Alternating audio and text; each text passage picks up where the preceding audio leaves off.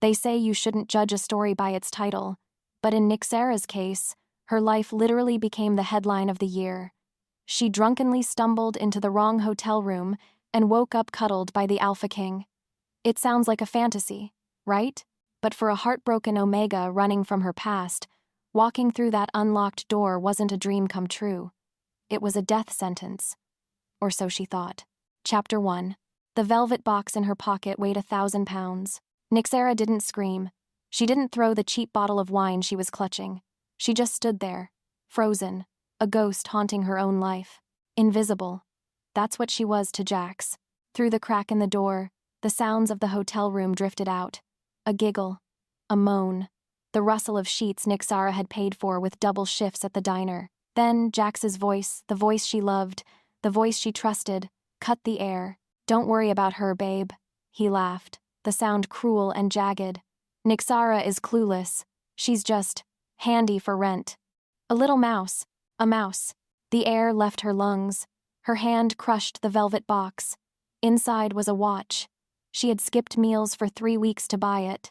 "She sounds pathetic," the woman in the bed purred. "She is," Jax agreed. Nyxara's world tilted on its axis. She didn't barge in. She didn't fight. Deep down, a dark whisper in her chest hissed, "See? You knew this would happen. You are nothing." She turned around. Her legs moved on autopilot, step after step, away from the room, away from the future she thought she had. Tears blurred her vision, hot and stinging, but she refused to let them fall. She needed to numb the ache. Now, the hotel bar was dark, moody, expensive. Shadows hid her worn-out hoodie. She ordered wine, not a glass, a bottle, the strongest red they had. She drank it like water. 1 glass, 2. The sharp taste burned her throat, a welcome fire replacing the icy numbness in her chest.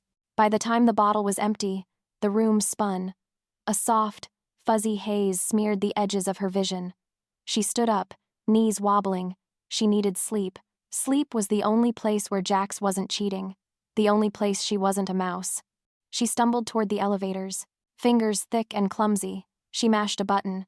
She aimed for the 8th floor, the cheap floor. The elevator didn't stop at the 8th. It kept climbing. Up, up, up. Nyxara leaned her forehead against the cool metal wall. "Just want to sleep," she whispered to the empty air. "Make it stop." When the doors pinged open, she didn't check the number. She stepped into a hallway that smelled of old money and silence. The carpet was impossibly thick, swallowing her footsteps. The lights were dim, golden sconces casting long shadows. Her brain was too soaked in wine to notice the warning signs. She swayed down the hall. 1 door. 2. Room. 803, she slurred. The door in front of her was massive, dark mahogany, gold handles, unlocked, fate throwing the mouse a bone. She pushed it open. The air inside was freezing, industrial AC blasting, but there was a bed, a massive, king-sized island in the center of the shadows. It looked like a cloud. Nyxara kicked off her shoes. She didn't bother with pajamas. She just wanted the soft. She wanted the dark. She crawled onto the mattress. Silk sheets cooled her flushed skin. She shivered violently. "Cold," she whimpered. She needed heat. Her body hunted for it. In the center of the bed lay a ridge of warmth, something solid, radiating heat like a furnace. Instinct took the wheel. She curled up against it. It smelled good, like rain, like deep forests, like the kind of danger that keeps you safe. Nyxara sighed a long, broken sound and wrapped her small arm around the massive shape. She buried her face into the heat. "Please," she whispered into the darkness. "Don't let me be alone." The pain in her chest eased. She slept. Pain, not a headache, a storm, a hurricane of jagged glass spinning inside his skull. Rhakor paced the penthouse, back and forth, back and forth. His bare feet sank into the expensive carpet, but he felt nothing. Only the wolf. The beast scratched at the back of his eyes. "Let me out," it snarled. "Kill, hunt, feed." "No," Rhakor gritted out. His voice was a wreck, gravel and rust. 10 years. 10 years of staring at the ceiling. 10 years of madness eating his mind, bite by bite. He was the king, the alpha of alphas. He was supposed to be strong. He was broken. Shadows danced in the corners. Not real. He knew they weren't real. But they had eyes. Red, glowing eyes. You will fall, the shadows whispered. You will kill your own people. Shut up, Rhakor roared. He grabbed a heavy crystal vase and hurled it. Crash. It shattered. But the silence didn't return. It never returned. The wolf surged, flooding his veins with adrenaline. Claws lengthened, sharp and black, cutting into his palms. Blood dripped onto the floor. Drip, drip. Restraints. He needed restraints. He felt it coming. The snap. The moment Rhakor died, and only the monster remained. He stumbled toward the bed. The massive frame held hidden iron shackles. A secret shame. Trembling hands grabbed the cold cuffs. Click. One wrist. Click. The other. He slumped against the headboard, chest heaving. Sweat slicked his skin, making his tattoos glisten in the moonlight. Stay, he commanded himself. Just stay. Why fight it? The beast laughed. We are powerful. We are death. I am a king. You are a cage. Heat slammed into him. His vision blurred. The room tilted. He groaned, yanking at the chains. The metal bit into his skin. He pulled harder. Snap. The metal link didn't bend. It shattered like a twig. Rhakor stared at the broken chain dangling from his wrist. Ice flooded his veins. The iron couldn't hold him. Nothing could hold him. He was going to get out. He was going to hurt someone.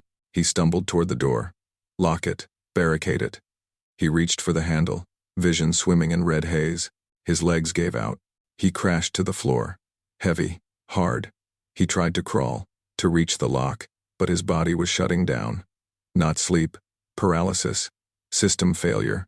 He dragged himself back to the bed and collapsed on the covers, heart hammering against his ribs like a trapped bird. I didn't lock the door. Panic flared. The door is open. A maid. A guard. If they walked in, he would tear them apart. Lock the door, he screamed internally. He couldn't move. He lay there, eyes wide, staring into the darkness, waiting for the madness to take him. Time dissolved. Minutes. Hours. Ding. The elevator. Rhakor's breath hitched. No. No one came to the penthouse. It was forbidden. Footsteps. Uneven. Stumbling. Run, he pleaded silently. Run before I kill you. The handle turned. Rhakor's muscles coiled. He waited for the scent of an assassin. The sour tang of fear. The door opened. A scent hit him. Not metallic blood. Not sour fear. Lavender? Rain? Silence. The scent rushed into his nose, and for the first time in a decade, the screaming in his head stopped. Someone pulled the plug on the noise. A small figure stumbled in. A woman. She didn't look like an assassin. She looked messy. Drunk. She climbed into his bed. His bed. Rhakor should have ripped her throat out. That was the instinct. That was the rule. But she crawled closer. That scent, that miraculous, quiet scent washed over him. Cold, she mumbled. She curled up against him, her small, fragile body pressed against his lethal back. She wrapped an arm around him. She snuggled. Rhakor froze. Kill her, the wolf whispered. But the voice was weak, drowsy. No, Rhakor thought. His eyelids felt heavy. Lead heavy. Not kill. Keep. His eyes began to close. For real this time. The darkness wasn't scary anymore. It was soft. He felt her breath on his spine. The steady thump-thump of her heart. A lullaby. He fought it for 1 second more. He had to know who she was. Why she didn't smell like fear. Mine, he grunted. The impossible happened. The sleepless king slept. Sunlight. Actual, blinding sunlight. Rhakor stared at the ceiling. Blinked. Stared again. The plaster wasn't spinning. The shadows weren't whispering. For the first time in 10 years, his mind wasn't a battlefield. It was quiet. Quiet. He inhaled sharply. The air didn't smell like stale madness. It smelled like vanilla. Rain. Peace. Her. Slowly. Terrifyingly slow. He turned his head. She was there. A small lump under his silk sheets. A tangle of dark hair spilled across his arm. His arm and her hand clutched his bicep like a lifeline. I slept. The realization hit him like a physical blow. I actually slept. The wolf inside him wasn't pacing. It was purring. A low, rumbling vibration in his chest he hadn't felt since before the war. She did this. He needed to see her face. He needed to know the name of the witch who had tamed the monster. Awe turned into a desperate, gnawing hunger. He shifted, his massive body looming over her. He reached out, his tattooed hand hovering over her cheek. He wanted to touch, to claim, to make sure she wasn't a hallucination. "Who are you?" he rasped, his voice thick with sleep. She moved. Her eyes snapped open, brown, wide, terrified. The peace shattered. She saw him. She saw the royal crest inked into his skin. She saw the scars. She didn't see a savior. She saw the Sleepless Alpha, the Mad King. "No." She whimpered. She scrambled backward, practically falling off the bed, tangling in the sheets, breath coming in short, panicked, gasps. "Wait," Rhakor growled. He didn't mean to growl. It was instinct. "Don't go. Don't take the silence with you." The growl only made it worse. She snatched her shoes and bolted. She didn't look back. She ran for the door like the devil himself was snapping at her heels. "Stop!" he roared. Sitting up, the door slammed shut. The silence in the room changed. It wasn't peaceful anymore. It was heavy, suffocating. Then, the noise returned. Screech. The madness crashed back into his brain. The shadows detached from the walls. The wolf howled in fury, scratching at his ribs. She left. Find her. Kill the silence. Find her. Rhakor fell back against the pillows, clutching his head. The pain was worse now, 1,000 times worse, because now he knew what peace tasted like, and she had taken it with her. He ripped the sheets off his body. He didn't care that he was shirtless. He didn't care that he was barefoot. He needed her back. Now. Run. Just run. Nyxara slammed her hand against the elevator button, praying, pleading. I slept with the king. Her stomach twisted into knots. I trespassed. I broke into the penthouse. He's going to execute me on live television. The elevator doors pinged open. She threw herself inside, mashing the lobby button. She caught her reflection in the metal doors. A disaster. Her hair was a rat's nest. Mascara smeared down her cheeks, and she sniffed her hoodie. Musk. Sandalwood. Power. She smelled like him, like she had been rolling around in the king's bed, which she technically had. Ding. The doors opened to the lobby. It was bright. Too bright. People in expensive suits milled around, drinking coffee, looking important. Nyxara kept her head down. Just get to the door. Just get outside and vanish. Well, look who finally decided to show up. Nyxara froze. Blood turned to ice. Jax. He stood near the front desk, arm draped around the blonde woman from the night before. He looked fresh, happy. Nyxara tried to step around him, but he blocked her path. Whoa, hold on, Jax laughed, loud enough for half the lobby to hear. He looked her up and down, nose wrinkling in disgust. Look at you. You look like trash, Nyx. Did you sleep in a dumpster? The blonde giggled. Or maybe she tried to drink the hotel dry. Nyxara's face burned. Let me pass, Jax, please. Please? He mocked. You ruin my night, embarrass me, and now you want favors? Security. He waved a hand at a guard nearby. Hey, this girl is drunk. She's bothering the guests. Get her out of here. The guard started walking over. People stared, whispered, pointed at the drunk slob. Nyxara wanted the floor to open up and swallow her whole. This was it. Her life was over. First the cheating, then the trespassing, now this. Jax leaned in close, his voice a venomous whisper. You were always pathetic, Nyx. I did you a favor. Tears pricked her eyes. She was small. She was nothing. The air in the lobby changed. It didn't just get quiet. It got heavy. The temperature dropped 10 degrees in a second. The hairs on Nyxara's arms stood up. Her Omega instincts screamed. Danger. Everyone turned toward the elevators. The center elevator chimed. The doors slid open slowly. King Rhakor. He was shirtless. His chest heaved, covered in sweat and tattoos that seemed to writhe on his skin. His eyes were wild, pitch black. He didn't look like a king. He looked like a predator hunting for its next meal. The entire lobby gasped. Who? Rhakor's voice was a low rumble that shook the glass windows. Who left my room? Nyxara stopped breathing.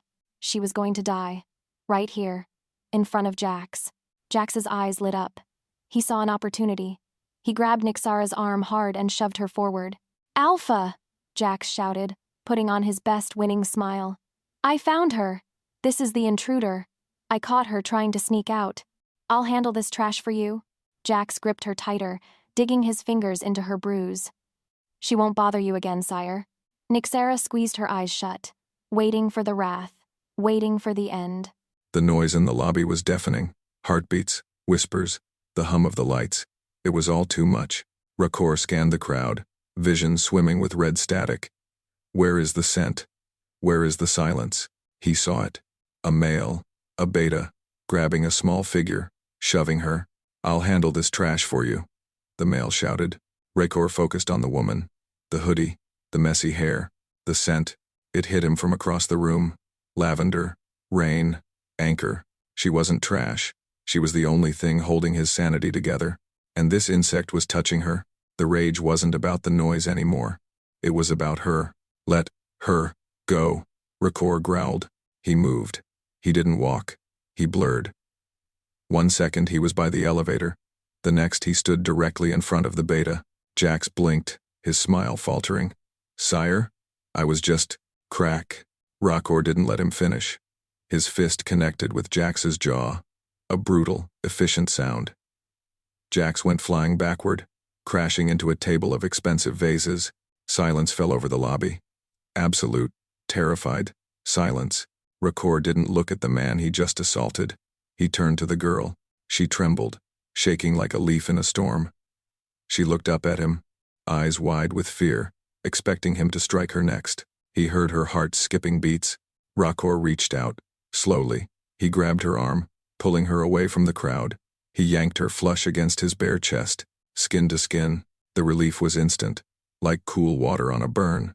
The red static in his vision cleared. The wolf stopped howling and lay down at her feet. Mine, he snarled at the room, daring anyone to challenge him. He buried his nose in her hair, inhaling deeply. Safe, finally safe. His body betrayed him.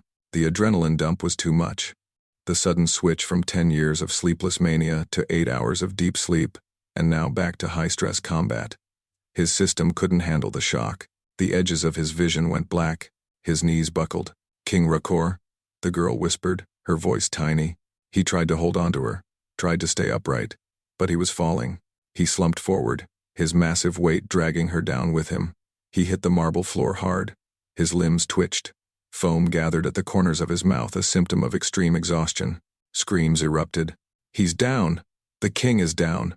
She poisoned him. Look at her. Guards, arrest her. Rhakor wanted to scream no, but his jaw locked. He couldn't speak. He couldn't move. He could only watch as the royal guards swarmed in, guns drawn. They ripped the girl his cure out of his arms. Don't take her, he pleaded silently, as the darkness swallowed him whole. Without her, I am lost. The cell smelled of wet pennies and despair. Nyxara sat on the narrow metal bench, hugging her knees to preserve her body heat. She traced the rusted rivets on the floor, refusing to look at the iron bars. If she looked, the cage would feel too small, the air would get too thin. Jax's laugh echoed in her memory. Not the king collapsing, not the guns, just Jax's grin as he offered her up like a sacrificial lamb. A heavy metallic clank echoed down the stone corridor. Nyxara stiffened. She wiped her damp cheeks with her sleeve and sat up. She wouldn't let them see her crumble. The door swung open. A man stepped in, bringing the scent of antiseptic and expensive cologne. He wore a gray suit so pristine it looked like an insult to the grime surrounding them. Advisor Marcus, he said. His voice was smooth, flat, devoid of warmth. He held up a plastic evidence bag. Inside sat the empty wine bottle from the hotel bar. I didn't do it, Nyxara rasped, her throat dry as sandpaper. It was just wine. I bought it at the bar. We know. Marcus tossed the bag onto the bench. It landed with a hollow thud. The toxicology screen was negative. The king wasn't poisoned. He suffered a metabolic collapse from sudden adrenaline withdrawal. Nyxara let out a shaky breath. Her shoulders dropped. So, I can go? It was a mistake. No. Marcus stepped closer, polished shoes crunching on the grit. The king is unstable. The council has been looking for a reason to declare him unfit. If the public learns he collapsed because of a girl and nobody, he looks weak. He leaned down, shark-like eyes boring into hers. But if he collapsed because of an assassin sent by the Southern rebels, well, that makes him a survivor. A war hero, fighting off a threat. Bile rose in Nyxara's throat. The cold in the room seeped into her marrow. You're framing me. To save his reputation. I am saving the kingdom, Marcus corrected, checking his watch. You are simply the cost of doing business. The execution is scheduled for dawn. He turned to leave, rapping his knuckles on the steel door. Wait! Nyxara scrambled up, gripping the bars. The king won't let you. He knows. Marcus paused, glancing back. A pitying smile touched his lips.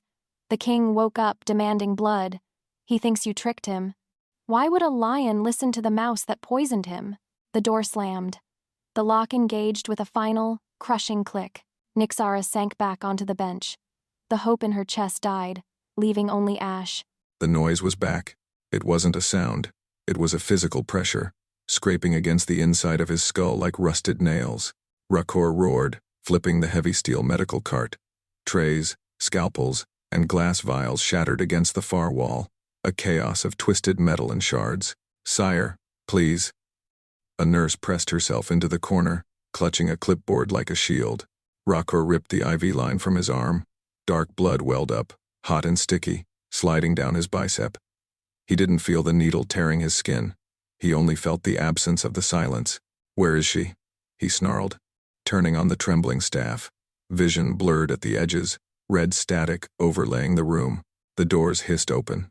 Advisor Marcus walked in, stepping calmly over a pile of broken glass. The prisoner is secure, sire, Marcus said, voice grating on Rhakor's raw nerves. The press release is drafted. We are calling it an assassination attempt. It plays well with the council. Rhakor crossed the room in 2 strides. He grabbed Marcus by the lapels of his expensive suit and shoved him against the wall. I did not ask for a press release, Rhakor hissed, face inches from Marcus's. I asked for the girl. Marcus choked, eyes widening slightly. But he didn't struggle. She is a liability, a weakness. She is the cure, Rhakor roared, the vibration in his chest rattling his own ribs. For 10 years, Marcus. 10 years of fire in my brain. Last night, she was there, and the fire went out. I slept. He released Marcus, turning away to pace. The wolf clawed at his sternum, desperate, feral. It wanted the scent. It needed the anchor. If you execute her, Rhakor said, voice dropping to a low, lethal timbre, I will burn this palace to the ground with you inside it. Marcus straightened his tie, coughing. He watched the king with calculating eyes. You cannot be seen needing her. It confirms the madness. Then we hide her, Rhakor decided. The plan formed through the haze of pain. Bring her to my chambers. Tell the council I am interrogating her personally. Tell them I am extracting the names of her conspirators. And the truth? Rhakor looked at his trembling hands. The claws threatened to burst through the skin. He needed her biological signature, like a drowning man needed oxygen. The truth, Rhakor grated out, is that she is medicine. I don't have to like the taste to swallow it. 2 guards dragged her through the corridors, grip bruising her upper arms. They didn't take her to the gallows. They took her to the penthouse. They shoved her inside and slammed the heavy oak door. Nyxara stumbled, catching her balance on a velvet armchair. The room was dim, lit only by the city lights filtering through the floor-to-ceiling windows. It smelled of ozone, sandalwood, and raw aggression. Stay by the door. The voice came from the shadows near the balcony. Rhakor stepped into the light. He looked worse than he had in the lobby. Skin pale, sweat-sheened, eyes dark pits of exhaustion. He wore only loose black pants, chest rising and falling in jagged rhythms. Nyxara pressed her back against the wood, pulse thumping in her throat. Marcus said you wanted to kill me. Marcus is a politician, Rhakor muttered. He walked toward the massive bed, looking at it with a mix of longing and hatred. I don't want to kill you, Nyxara. I want to use you. Nyxara stiffened. I'm not a whore. Rhakor let out a sharp, dry laugh. I don't need sex. I need silence. He sat on the edge of the mattress, elbows on knees, head hanging low. My wolf is broken. It doesn't recognize sleep anymore. It only recognizes threats. But you, he looked up, gaze locking onto hers. You smell like a truce. He patted the mattress beside him. Get in. No. Rhakor blinked, the feral haze clearing for a second. Excuse me? I said no. Nyxara's hands balled into fists. She was terrified, yes, her knees knocked together. But she remembered Jax laughing at her. She remembered being small. I am not a pill you can just swallow, she said, voice shaking but clear. If I get in that bed, it's because I choose to, not because you ordered me. Rhakor stared at her. For a moment, she thought he would snap. The air around him shimmered with suppressed power. Then, he simply flopped backward onto the pillows, staring at the ceiling. Fine. Choose. But choose quickly. If I don't fall asleep in the next 10 minutes, the wolf takes over. And he isn't as polite as I am. Nyxara looked at him. He didn't look like a king now. He looked like a man being eaten alive from the inside out. She pushed off the door. Stepped silent on the plush carpet, she walked to the far side of the bed. She climbed in, keeping her jeans and hoodie on, pulling the duvet up to her chin like a shield. She lay stiff as a board on the very edge of the mattress. One rule, she whispered into the dark. Speak, Rhakor grunted, eyes already fluttering shut. You stay on your side. Rhakor didn't answer. His breathing deepened, shifting from the ragged gasps of the manic to the heavy, rhythmic draw of sleep. The oppressive weight in the room lifted as his consciousness faded. Nyxara watched the rise and fall of his chest. She was sleeping in the lion's den. But for the first time in 24 hours, the lion wasn't hunting. The council chamber felt like a cage disguised as luxury. Rhakor sat at the head of the obsidian table. For the first time in a decade, his hands were steady. No tremors. No red static blurring the faces of the men who wanted him dead. 7 nights of sleep had sharpened him. He felt dangerous, not like a bomb waiting to explode, but like a blade freshly whetted. The southern border reports increased rebel activity, General Torian said, pointing at the holographic map. They sense weakness, sire. Let them come, Rhakor said. His voice was calm, carrying to the back of the room without effort. They will find no weakness here. He leaned back, waiting. He knew it was coming. Advisor Marcus sat to his right, tapping a silver pen against his notepad. Tap, tap, tap. The sound was irritatingly precise. The physical recovery is remarkable, sire, Marcus said, shark eyes scanning Rhakor's face. But the council is concerned about the method. The atmosphere in the room dropped. Explain, Rhakor commanded. The prisoner, Marcus said. The girl you are interrogating every night. Rumors are spreading. The staff hears things. Silence. Then talking. Then silence again. Marcus leaned forward. If you are extracting information, why is she still alive? If she is innocent, why is she still in your bed? Keeping a peasant girl as a pet does not look like strength, Rhakor. It looks like obsession. Rhakor's hand tightened on the armrest. Leather creaked under his grip. He wanted to rip Marcus's tongue out. But Marcus held the votes. She is a complex asset, Rhakor lied, face a mask of stone. She knows more than she says. I am breaking her slowly. See that you do, Marcus replied, gaze flickering to the king's hands. Because if you don't break her soon, the council will assume she has broken you. Rhakor stood up. His chair scraped harsh against the floor. Meeting adjourned. He walked out, cape billowing. He needed to get back to the penthouse. Not for sleep this time, but because the thought of Marcus speaking Nyxara's name made his wolf pace in circles. He needed to check the lock on the cage. Thunder shook the glass walls of the penthouse, rattling Nyxara's teeth. She bolted upright in bed, heart hammering. Lightning fractured the sky, painting the room in stark, strobe light flashes of blue and white. Rain lashed the windows. She looked to the other side of the massive bed. Rhakor was thrashing. He was caught in a nightmare. His brow was slick with sweat, lips pulled back in a snarl. Hands gripped the silk sheets so hard the fabric tore with a wet rip. No, he groaned, the sound guttural and broken. Don't. Leave them. Blood. Nyxara pressed herself against the headboard. This was the danger. The Sleepless Alpha having a night terror. If he woke up confused, he could kill her before he recognized her scent. Run, her instinct screamed. Get to the bathroom. Lock the door. Rhakor convulsed, back arching off the mattress. A low growl started deep in his chest, vibrating through the bed frame. It wasn't human. Nyxara grabbed her pillow, ready to flee. Lightning flashed again. She saw his face. He wasn't a monster. He was terrified. The lethal king looked like a boy trapped in a burning house. Nyxara dropped the pillow. She crawled across the vast expanse of the mattress, moving into the danger zone. She reached out, placing her hand on his bare shoulder. His skin burned like fever. "Rhakor," she whispered. His reaction was instantaneous, violent. He flipped over, hand snapping out. He pinned her to the mattress in a blur of motion. Nyxara gasped as the air left her lungs. Rhakor loomed over her, eyes wide and pitch black. Claws dug into the pillow inches from her head. He didn't see her. He saw the enemy. He saw the war. "Die," he hissed. Nyxara didn't struggle. Struggling triggered the predator drive. She forced her body to go limp. She looked straight into those black voids. "Rhakor," she said again. Not a whisper, a command. "Look at me." She raised her free hand and cupped his cheek. Her thumb brushed the scar running down his jaw. "It's just rain," she said softly. "You're safe. You're in the tower." Rhakor froze. The growl in his chest stuttered. He blinked once, twice. The blackness in his eyes receded, revealing storm-gray irises. He stared at her hand on his face.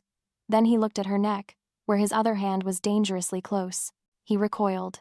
Rhakor scrambled back, falling off the bed and landing hard on the floor. He backed into the corner, chest heaving. "I could have killed you," he choked out. "Why didn't you run?" Nyxara sat up, rubbing her wrist. It would bruise, but she wasn't shaking. "Because you were hurting," she said. Rhakor looked at her from the shadows. The lightning illuminated him, a king brought to his knees by a memory.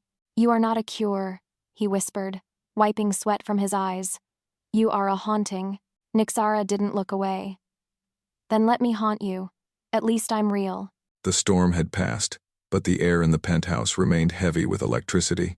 Rhakor sat in his private study. The door to the bedroom cracked open so he could hear Nyxara breathing. She was asleep.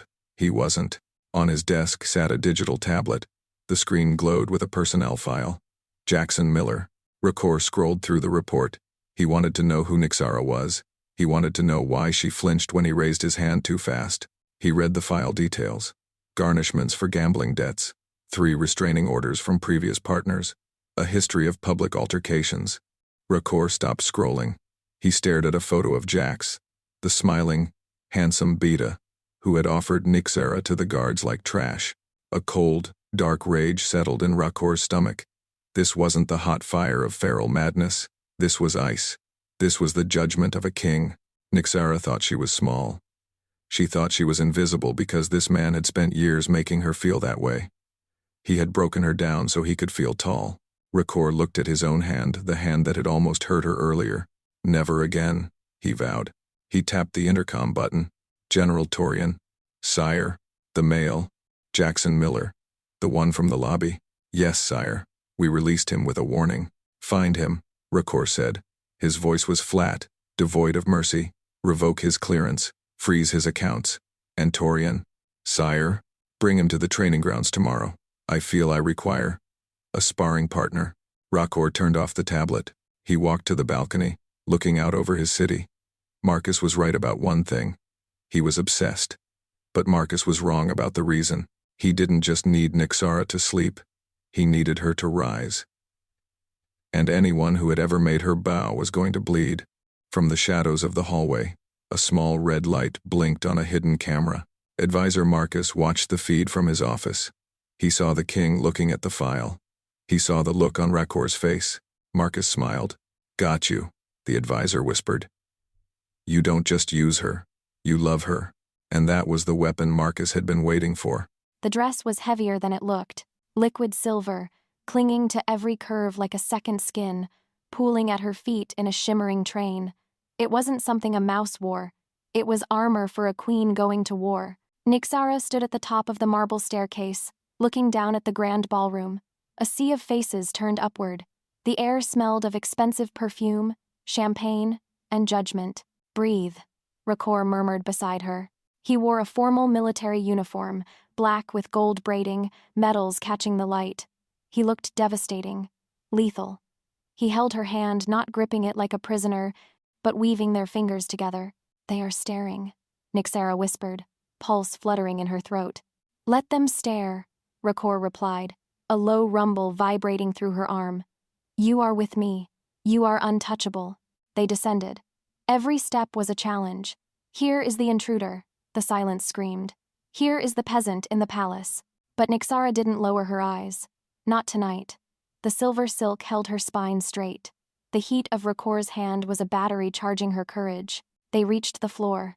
The crowd parted. Nyxara navigated the whispers, head high.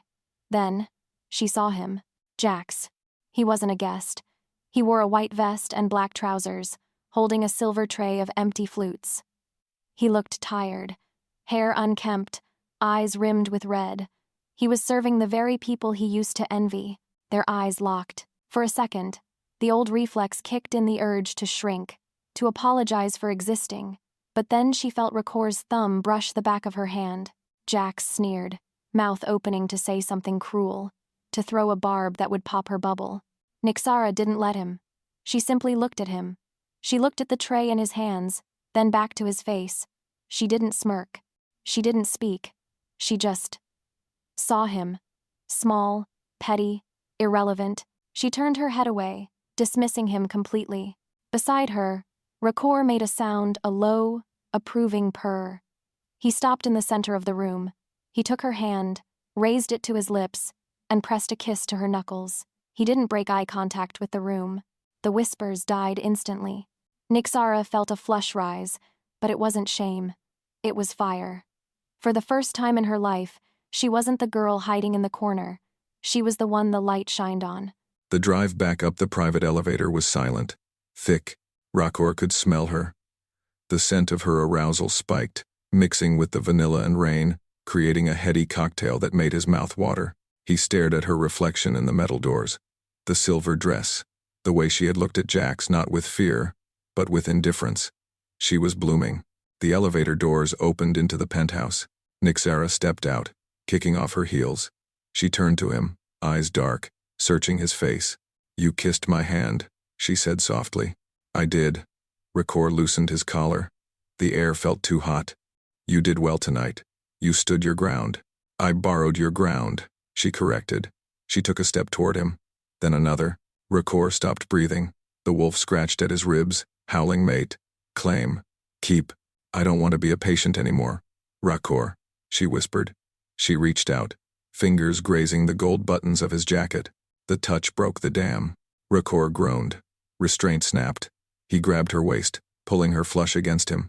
He buried his face in the crook of her neck, inhaling deeply. She tasted like life, like the only thing that mattered. He walked her backward until her legs hit the edge of the bed. They fell onto the mattress, a tangle of limbs and silk. He hovered over her, hands framing her face. He wanted to kiss her.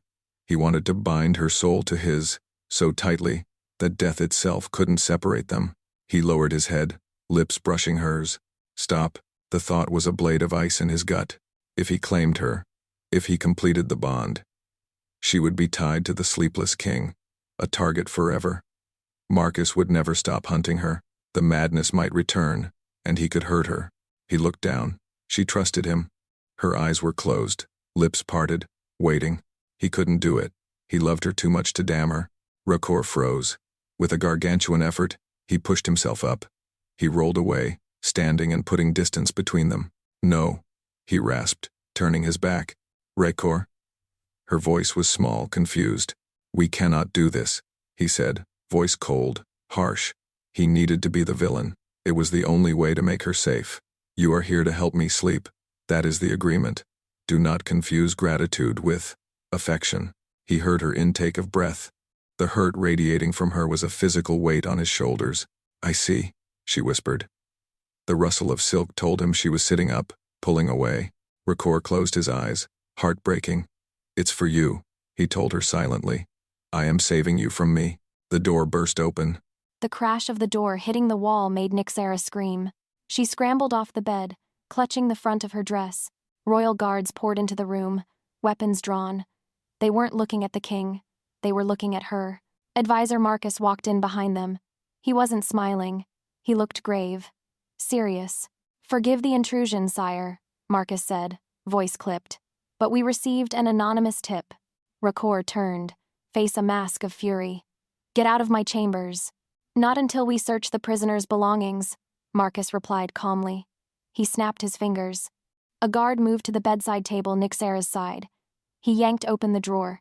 He pulled out a small glass vial filled with dark liquid and a stack of papers. Nyxara stared. I've never seen that. That's not mine. Marcus took the vial. Aconite. Concentrated. And these. He held up the papers. Detailed schematics of the palace security grid, addressed to the rebel commander. No.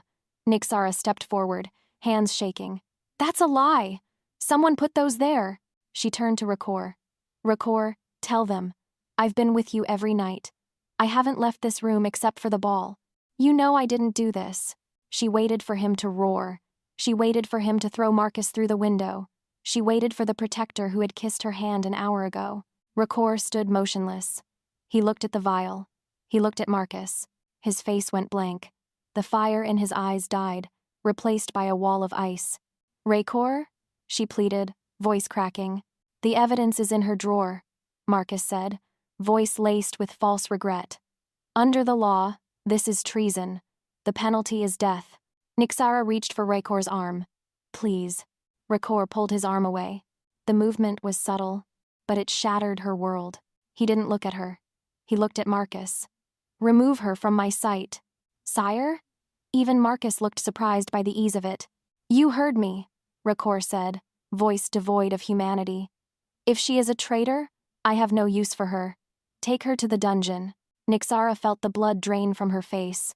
The room spun. Do not confuse gratitude with affection. He had meant it. He had used her for sleep. And now that she was inconvenient, now that the evidence was there, he was discarding her. The guards grabbed her arms. Rhakor! She screamed as they dragged her backward. I loved you. I trusted you. He didn't turn around. He stood like a statue, watching the city lights, as they dragged his heart out of the room. The council room was suffocating, smelling of stale coffee and sweat. Rhakor sat on the obsidian throne, posture rigid. His face was a mask of bored indifference, but under the heavy velvet of his cape, muscles coiled tight enough to snap bone. The evidence is irrefutable, sire, Marcus said, pacing before the council elders. He held up the glass vial of aconite like a trophy. She had the poison. She had the blueprints. She is a spy for the southern rebels. The law is clear. Treason carries a mandatory sentence. Death by firing squad. General Torian finished, nodding grimly. Rhakor didn't blink. He stared at a spot on the wall above Marcus's head. His peripheral vision swam with red static. He had to keep his hands still. If he moved, he would kill Marcus. And if he killed Marcus now, he lost the throne. And Nyxara died anyway. Death is too quick, Rhakor said. His voice was steady, cold, scraping against his throat, like sandpaper. The council murmured. Marcus paused, frowning. Sire, she is a peasant, Rhakor sneered, leaning forward. Every word tasted like bile. She infiltrated my bed. She made a fool of the crown. A bullet is a soldier's death. She deserves a traitor's fate. He gripped the armrests of the throne. The stone cracked under his fingers with a sharp pop, but the sound was lost in the council's whispers. Exile, Rhakor pronounced. Strip her of her name, strip her of her status, dump her in the roguelands, let the wolves hunt her, let her run until her lungs burn. Marcus narrowed his eyes. The roguelands are a death sentence, yes, but it leaves a loose end. Are you questioning my cruelty, Marcus? Rhakor stood up. The shadows in the room seemed to lengthen, reaching for him. Do you think I want to look at her corpse? I want her erased. He walked down the steps of the dais, stopping inches from Marcus. He pushed his aura out, a wave of suffocating alpha dominance that made the advisor stumble back, gasping. Take her to the border, Rhakor commanded the guards. Throw her out. If she returns, kill her on sight. He turned on his heel and walked toward his private chambers. He didn't look back. He couldn't. If he saw her face one more time, his resolve would shatter, and he would burn the city to ash to keep her. Run, little mouse, he screamed internally. Run far away from me. The mud was freezing. The transport van hadn't even come to a full stop before the back doors flew open. Rough hands grabbed her shoulders and shoved. Nyxara hit the ground hard. The air left her lungs in a whoosh. She rolled, gasping, her silver dress the beautiful armor from the ball tearing on a jagged root. "By order of the king," the guard shouted over the roar of the rain. "You are exiled. Cross back, and you die." The doors slammed shut. The engine roared. The taillights faded into the mist, leaving her in a darkness so thick it felt heavy. Nyxara lay in the mud. Rain plastered her hair to her face, mixing with the dirt. She shivered so violently her teeth clacked together. She wasn't crying. She was beyond crying. "I don't want to be a patient anymore. Do not confuse gratitude with affection." The words looped in her mind. He hadn't just rejected her. He had thrown her away. He had fed her to the wilderness. She pushed herself up to her knees. Her silver dress was ruined, stained black with soil. She looked down at her hands. Mud caked her fingernails. "I am nothing," she whispered to the trees. "I was always nothing." A twig snapped behind her. Nyxara froze. She scrambled to her feet, backing up against a massive oak tree. "Well, well," the voice was familiar. It wasn't a monster. It was worse. Jack stepped out from behind a cluster of ferns. He was wet, holding a hunting knife, and smiling. Behind him stood two other men, low-level thugs from the hotel staff. "I told you I'd handle the trash," Jack said, flipping the knife in his hand. "Marcus paid good money to make sure the loose end doesn't survive the night. But no rush. Right, boys?" He stepped closer. The look in his eyes was hungry. Nyxara pressed her spine against the bark. She had no weapon. She had no warmth. She had no king. She closed her eyes, preparing for the end. The door to the penthouse locked. Rhakor stood in the center of the room. It still smelled like her. Vanilla. Rain. He walked to the bed. He picked up the pillow she had used. He brought it to his face and inhaled. The scent was fading. The tether snapped. It wasn't a slow slide into madness this time. It was a cliff dive. Rhakor dropped the pillow. A roar tore from his throat, a sound of pure, unadulterated agony that shattered the floor-to-ceiling windows. Glass rained down like diamonds, slicing his skin. Gone. She is gone. The wolf didn't just scratch at the door. It kicked it down. Rhakor fell to his knees. His bones began to rearrange. Shoulders broadened with a sickening crunch. His jaw extended, teeth lengthening into serrated daggers. Fur, black as a starless night, burst through his skin. He didn't fight it. He welcomed it. The man was weak. The man had let her go. The beast would not make that mistake. He fully shifted. A massive black wolf, the size of a warhorse, stood in the wreckage of the royal suite. He shook his massive head, scattering glass and drool. His eyes were no longer gray. They were crimson. He turned toward the door. He smelled the deception on the air. He smelled Marcus's rot. But more importantly, he smelled her fear. It was faint, miles away, but it pulled at his chest like a fishhook. The guards outside the door heard the crash. They burst in. "Sire, are you?" The black wolf snarled. He didn't pause. He launched himself over the balcony railing, plummeting 10 stories down. He landed on the pavement below with a bone-shaking impact, cracking the concrete. He didn't stop. He didn't stumble. He ran. He tore through the city streets, a shadow of death moving faster than any car. He ignored the screaming pedestrians. He ignored the blaring sirens. He had one goal, one target: find, mate, kill, threat. He hit the edge of the city and sprinted into the dark forest of the rogue lands, paws tearing up the earth. He was coming, and God help anyone standing next to her. The knife flashed in the moonlight. Nyxara scrambled backward through the slush, fingernails tearing against roots. Her back hit rough bark, trapped. Jack stepped closer, kicking mud onto her ruined dress. He looked like a giant from this angle, distorted by shadows. "You know what the funny thing is?" Jax mused, tapping the flat of the blade against his palm. "I actually believed you for a second. At the hotel. I thought, wow." Nyxara finally grew a spine. "But you didn't. You just found a bigger man to hide behind." He lunged. Nyxara threw her hands up. The blade sliced across her forearm. A hot line of pain seared her skin. She cried out, clutching her arm as blood seeped between her fingers, dark and warm against the cold rain. "And now he threw you out," Jax sneered, circling. "Because that's what alphas do with trash. They toss it." He grabbed a handful of her wet hair and yanked her head back, exposing her throat. Cold steel pressed against her pulse. "Say goodbye, mouse." Nyxara squeezed her eyes shut. She waited for the paralysis. She waited for the familiar feeling of being small, invisible. The fear didn't come. Something else did. A vibration started in her bones, low, humming, ancient. It wasn't the trembling of a victim. It was the growl of a predator. Trash, mouse, nothing. The words didn't hurt. They were fuel. They evaporated the cold rain soaking her skin. No, a voice whispered in her head. A voice like glaciers cracking. We do not bow to insects. Nyxara's eyes snapped open. Jax paused. He frowned, leaning closer. What the? Her eyes were no longer brown. They burned with incandescent silver light. Nyxara didn't scream. She didn't beg. She grabbed Jax's wrist. Her grip wasn't weak. It was iron. I am not, she snarled, her voice layering with a harmonic distortion that shook the raindrops from the leaves. A mouse. She squeezed. Crack.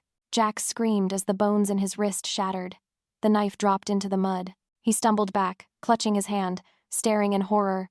What are you? You're an Omega. You're nothing. Nyxara stood up. She didn't feel the cold. She felt power raw, white-hot, flooding her veins. Run, she commanded. Jax turned to his goons. Kill her. Shoot her. The two thugs raised their guns. Before they could pull the triggers, the tree line exploded. The scent of blood drove him mad. Her blood. The black wolf didn't run. He devoured the distance. Trees snapped like matchsticks as he barreled through the undergrowth, massive paws churning the earth into a trench. No human thoughts remained. No strategy, no mercy, only the red haze. He burst into the clearing, a cannonball of fur and muscle, 3 figures standing over a smaller one. The scent of ozone and copper hung heavy. The wolf didn't bark. He didn't warn. He launched himself, jaws clamped around the first thug's shoulder. With a savage jerk of his neck, he threw the man 20 feet into a tree. The sickening crunch of impact echoed through the clearing. The second man turned, firing. Bang, bang. Bullets bit into the wolf's flank, stinging like wasps. They didn't slow him down. Pain was fuel. Rhakor landed on him, claws pinning the man to the mud. He snapped his jaws. The threat ended in a single, brutal motion. Silence fell. The wolf turned his massive head. Crimson eyes locked onto the last standing male, the one who smelled of her fear, the one whose wrist was broken. Jax backed away, sobbing, slipping in the slush. No, please. Sire. The wolf stalked forward. A low rumble started in his chest, vibrating the ground. He bared teeth, rows of white daggers dripping with saliva. He crouched, ready to spring, ready to tear this insect apart piece by piece. Rhakor. The sound cut through the red haze. The wolf froze. Ears twitched. He turned his head slowly. The female stood there, covered in mud, bleeding. But she wasn't cowering. She stood tall, and her eyes glowed silver. The wolf didn't recognize the eyes. He didn't recognize the silver. He growled. A warning. Back off. I am killing. He turned back to Jax. Rhakor. The voice cracked like a whip. Alpha authority. The wolf spun around, snarling. He stepped toward her, hackles raised. He was lost in the feral drift. He didn't see a mate. He saw a challenger. He snapped his jaws inches from her face, a threat display that would have sent a bear running. She didn't flinch. She took a step toward him. He was a nightmare made of shadow and muscle. His muzzle was stained with violence, eyes burning with the madness that had plagued him for a decade. He was huge. His head came up to her chest. The heat radiating off him was suffocating. Jax had scrambled away into the dark, forgotten. The real danger was right here. Rhakor growled again, a guttural sound promising death. He gathered his haunches, ready to lunge. The exile, the betrayal, the transformation. It had shattered the man. Only the monster remained. Nyxara's heart hammered, but her mind was crystal clear. She remembered the penthouse, the thunderstorms, the way he had looked at her when the lightning flashed like a boy trapped in a burning house. He wasn't hunting. He was lost. She lowered her hands slowly, palms open. She let the silver light in her eyes shine brighter. She needed him to see her. I am not afraid of you, she said softly. Rhakor snapped his teeth, saliva flying onto her cheek. He took a heavy step forward, pressing his massive chest against her, testing her, waiting for her to run so he could chase. Nyxara didn't yield ground. She reached out. "Stop," she whispered. She pressed her palm flat against the center of his forehead, right between those terrifying crimson eyes. The contact sizzled. "You are tired," she murmured, voice laced with the strange, ancient power waking in her blood. "You have been awake for too long, my king." Under her hand, the wolf stiffened. A shudder rolled through his massive frame, starting at his ears and ending at his tail. She dug her fingers into his fur, scratching gently behind his ear the spot she had found that first night in the hotel. "Come back," she ordered gently. "I'm right here. I'm not gone." The crimson in his eyes flickered. A flash of storm gray broke through the red. The wolf let out a breath, a long, ragged whine that sounded heartbreakingly human. His legs buckled. The giant beast collapsed into the mud at her feet, resting his heavy head against her stomach. He trembled.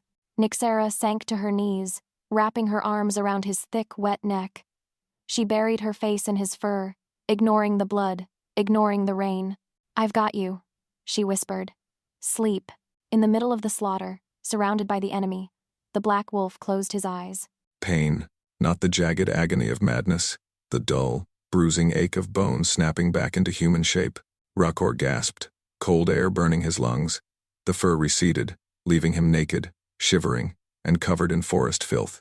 He pushed himself up on trembling arms. The red haze was gone. His mind was clear, terrifyingly clear. He looked down. Nyxara knelt in the mud beside him. Her silver dress was shredded. Her blood stained her left arm. Horror crashed into him. "Did I?" Rhakor's voice was a broken rasp. He reached out, hand shaking, hovering over her injury. "Did I do this?" Nyxara grabbed his hand. Her skin was warm. "No, you saved me." Rhakor looked around. 2 bodies lay broken in the brush. Jax was gone, a trail of blood leading into the dark. "I exiled you," Rhakor whispered, the taste of acid in his mouth. "I sent you here to die. You sent me here to get me away from Marcus," she corrected. Her eyes still glowed with that strange, ethereal silver light. She pulled off her ruined shawl and draped it over his shoulders. But the plan failed. "You followed." Whoop, whoop, whoop. Rotor blades cut the air. Blinding spotlights swept the trees, turning night into harsh, washed-out day. "This is General Torian." A voice boomed from overhead. "Surround the area. The target is the rogue Alpha. Shoot to kill." Rhakor's blood ran cold. They weren't here to rescue the king. They were here to put down a rabid dog. "Go," Rhakor snarled, trying to push Nyxara away. "Run into the trees. They want me." Nyxara didn't move. She stood up, blocking him from the lights. "They want a monster," she said, voice eerily calm. "Let's give them a queen." Jeeps burst through the tree line, tires spinning in the slush. Soldiers poured out, weapons raised. Advisor Marcus stepped out of the lead vehicle, surrounded by the royal guard. "There," Marcus pointed, face twisted in triumph. "The beast has killed the exile. Look at the blood. Open fire." Rhakor struggled to stand. He had to shield her. He had to. Nyxara stepped forward. She didn't speak. She threw her head back and screamed, not a human scream, but a shifting cry. Her body contorted, bones cracked, but it wasn't the violent, jagged shift of a feral. It was fluid, graceful. Light exploded from her skin, blinding the soldiers, washing out the spotlights. When the light faded, a wolf stood in the clearing, massive, nearly as large as Rhakor's beast form, fur pure, blinding white, a white wolf. The legend. The soldiers froze. Fingers hovered over triggers. The white wolf looked at Marcus. She bared her teeth and let out a sound that vibrated in the marrow of every shifter present. Not a growl. A command. "Kneel." Rhakor felt his own knees hit the mud. It was involuntary, a biological imperative. One by one, the soldiers lowered their weapons. General Torian dropped his rifle. The royal guard, sworn to protect the crown, fell to their knees in the slush, heads bowed. Only Marcus remained standing, face pale, mouth opening and closing. "Shoot it," Marcus screamed, voice cracking. "It's a trick. Kill it." No one moved. "You do not shoot a deity." The white wolf walked toward Marcus. She stalked. Marcus stumbled back, tripping over a root. He fell into the mud, scrambling away like a crab, whimpering. The white wolf stopped over him. She snapped her jaws inches from his face. He collapsed, curling into a ball of terror. She turned her head to Rhakor. Her silver eyes softened. "Come," the gaze said. Let's go home. The throne room was silent. Nyxara sat on the dais steps, wrapped in a thick wool blanket. Her arm was bandaged. Rhakor stood in the center of the room. He was dressed in fresh clothes, but he looked raw, stripped open. Marcus was gone, dragged to the cells by General Torian. The sight of the White Wolf had shattered his political hold instantly. The council was currently in a panic, drafting apologies. "You are a White Wolf," Rhakor said. It wasn't a question. He stared at her like she was a ghost. "I didn't know," Nyxara admitted, pulling the blanket tighter. "Not until the knife touched my throat. I guess being a mouse was just a disguise." Rhakor walked toward her. He stopped at the bottom step. He looked at the empty throne, then at her. Slowly, deliberately, the King of the North sank to one knee. "The throne is yours," he said, voice rough. "By blood law, the White Wolf outranks the Alpha. You are the queen." Nyxara looked at him. The man who had terrified her in the hotel room, the man who banished her to save her, the man who turned into a monster to find her. She stood up, the blanket pooled at her feet. She walked down the steps until she stood toe-to-toe with him. "Stand up, Rhakor." He hesitated, then rose. He towered over her, but he didn't feel dangerous anymore. He felt anchored. "I don't want the throne," Nyxara said quietly.